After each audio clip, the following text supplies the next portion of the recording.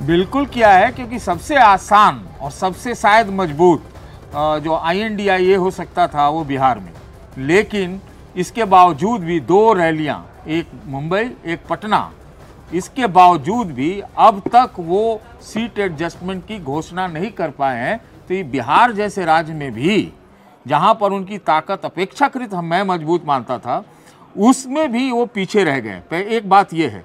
दूसरी बात जो मेरी अगर टिप्पणी है, तो मैं समझता था कि जो नीतीश को सीटें कम मिलेंगी, लेकिन वो थोड़ा बढ़ाई गई है। ये 2 चीज बहुत मार्के की है जो हमको इसमें दिख रहा है। लेकिन पता नहीं INDIA वाले कहाँ है, खाली भाषण दे रहे हैं। INDIA वाले यानी इंडिया गठबंधन वाले कहाँ हैं? इन्होंने तो सीटों का बंटवारा तक कर लिया है। जिया जी, आप लोग सबसे मजबूत है बिहार में। जी बिल्कुल रुबैका जी, कम से कम ये लोग मानते हैं ना कि सबसे मजबूत हम लोग हैं बिहार में। और अभी मैं सुन रही थी, ये कह रहे थे कि JDU का सीट बढ़ा है। JDU तो 17 में लड़ी थी, 16 में जीती है, तो सीट तो एक घटा दिया गया है JDU का, 17 से 16 कर दिया गया है।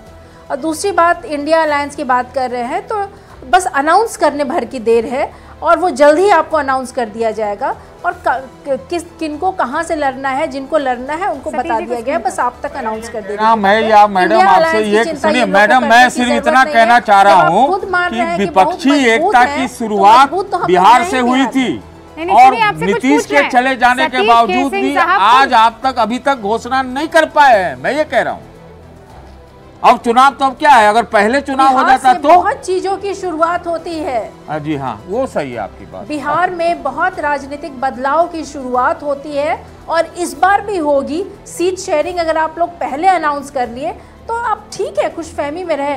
हम लोग भी जल्द अनाउंस कर देंगे किनको कहाँ से लड़ना है। अरे रुकिए जिया जी, सतीश केसिंग साहब तो वरिष्ठ पत्रकार हैं, उनको आप लोग इनको कहाँ NDA में आप शामिल कर रही हैं?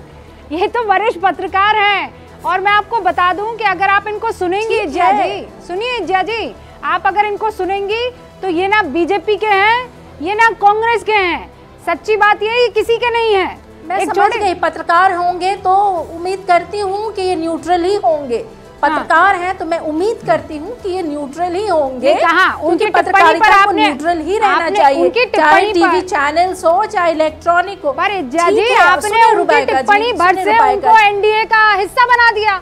यही तो आप लोग करते नहीं हैं। आप लोगों ने सीट शेयरिंग कर ली तो इतरा लीजिए। एक छोटे से ब्रेक ले रुक रही हूँ, लेकिन इसी मसले पर लगातार हमारी चर्चा यहाँ पर जारी रहेगी।